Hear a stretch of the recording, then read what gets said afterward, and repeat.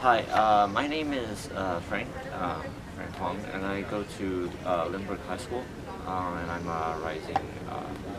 currently a rising sophomore.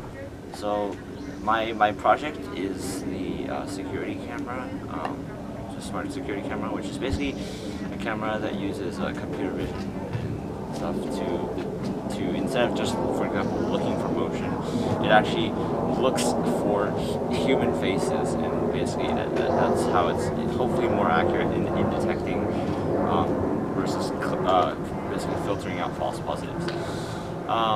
So this is my first milestone, and basically what I've done at this point is on my Raspberry Pi. I have a Raspberry Pi where all the code is written.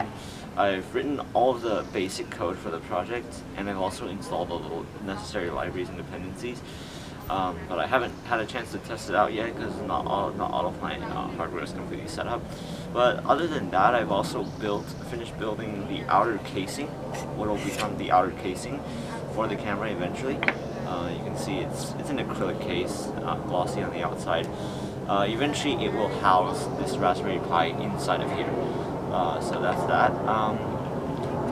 So for this portion of the project, I really enjoyed just being able to write the code and just set up some of this stuff on the Raspberry Pi.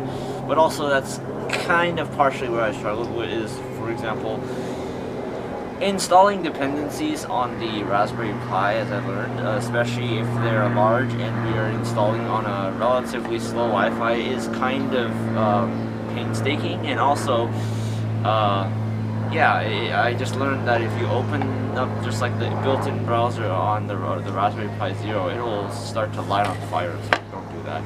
Anyways, so in terms of my next steps at this point, I just say I'm gonna finish putting all the hardware together, putting the camera together, and giving it a basic test.